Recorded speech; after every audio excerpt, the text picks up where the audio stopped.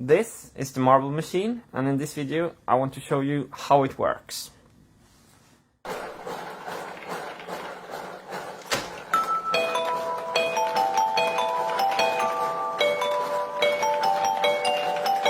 What I want to explain first is how the drums work. These are contact microphones in here. Let me show you how it looks.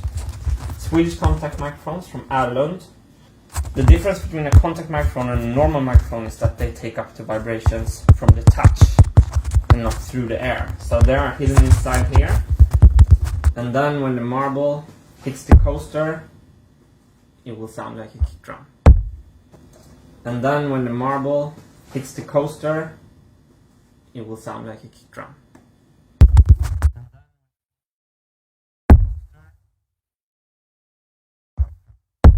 The snare drum is 2 coasters with a contact microphone and a box filled with basmati rice. And I'm gonna actually show you how it sounds without the rice, because the rice is what's doing the whole snare-ish kind of sound.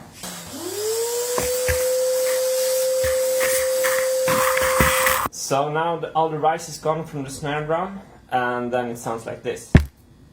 If I have a marble playing it. So to hear the snare drum with the rice, again we're gonna refill it with some rice. So the rice is back in the snare drum, and now it sounds like this. If I have a marble playing it. If I have a marble playing it.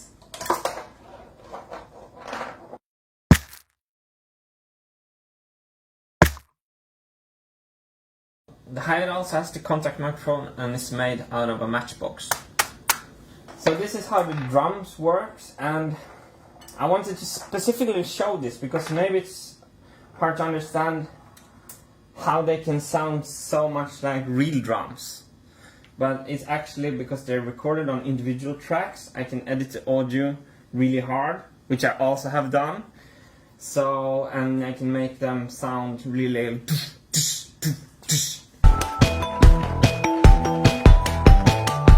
the crash cymbal.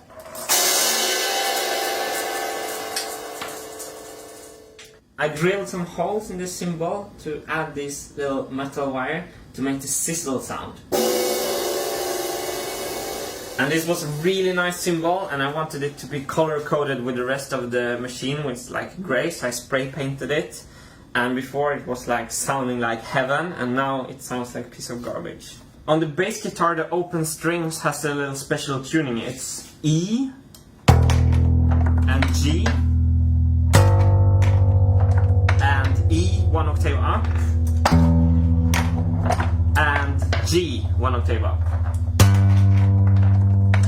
So the marbles plays like the standard right hand, like the pick hand, the marbles plays, and I can play the left hand, so I can change the chords like this. E and G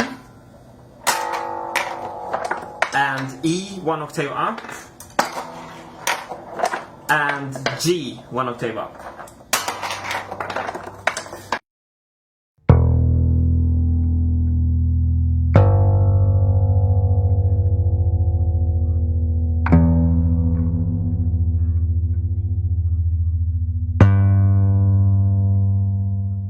So this is a vibraphone, and why is it a vibraphone? Yes, it has a built-in vibrato. Like the difference between a glockenspiel, which would be this thing,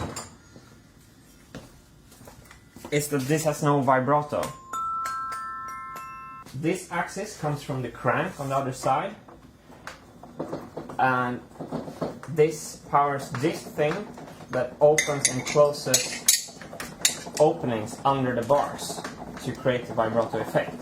So if I hit this one here and I don't touch this, it has no vibrato, but if it makes the vibrato.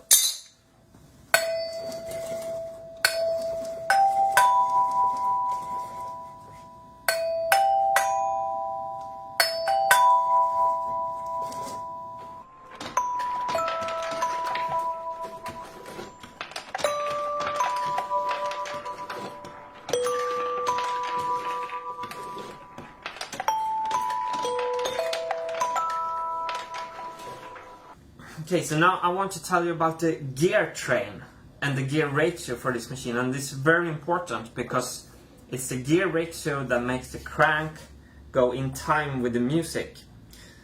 And the gear ratio from the crank to the big programming wheel is 1 to 64.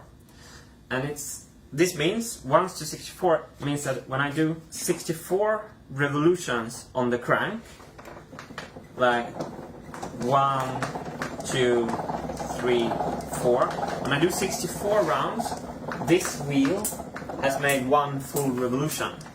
You see on the black lines, I hold my finger there and I make 1 revolution of the crank.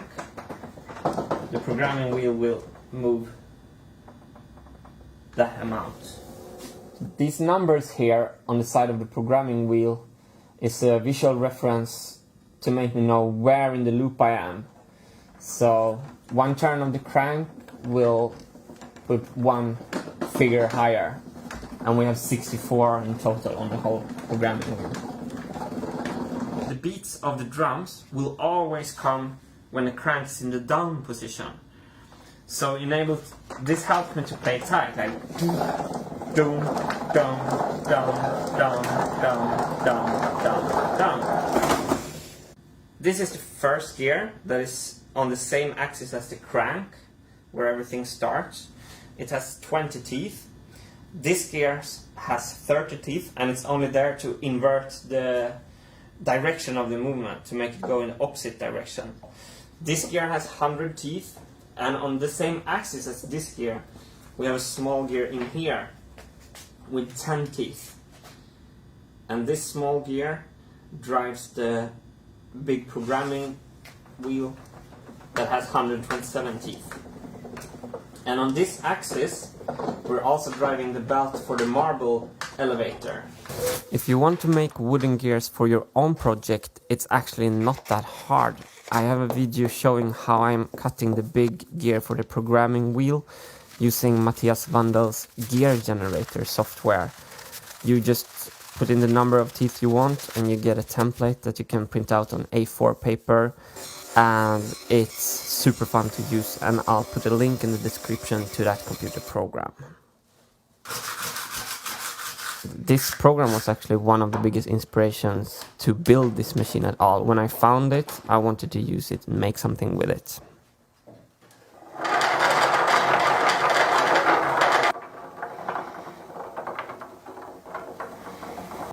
So in order to keep the marbles always falling straight, I've installed this water leveler thing there.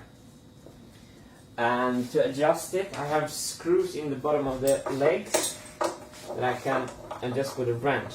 I saw now that the machine was a little wrong, so then I can just higher this side of the machine. How does it look now, Hannes? A little more. More? Still? But that's quite good. So this is the programming wheel. This is like the computer part of the marble machine. It's built by Lego Technique parts, and it's 2 sections, 1 and 2, and this section is for the vibraphone only, and this section is for all the drums, the bass and the cymbal. And the way you program it is that you put these little nails in. These are standard Lego Technique nails.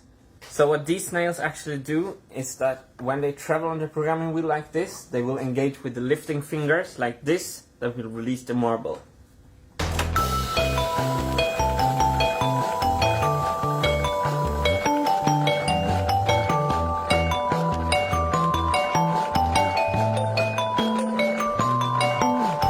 So when you put them in there, the vibraphone will play its lowest note. And just to make a demonstration, we can move up. So this programming will result in the vibraphone playing from its lowest note up to its highest. You want to see that? Yes, please. Yes?